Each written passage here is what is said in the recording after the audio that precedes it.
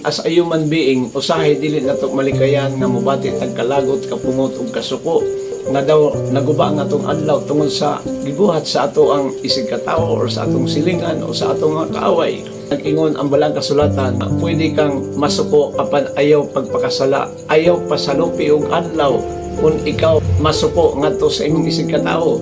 So kinahanglan nga kabalo kang makikreconcile, kabalo kang mahigugma ug mosabot ngadto sa imong isig katawo.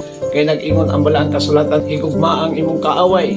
Kung imo nang buhaton mga igsoon, maunay sugo ug pulong sa Ginoo ug maunay gikaymutan sa ato ang Ginoong Hesukristo. Ma-recognize ug mailhan ka sa Ginoo nga tinuod kang alagad ug tawo sa Ginoo ug atong tun-an mga igsoon ang pagigugma sa atong kaaway.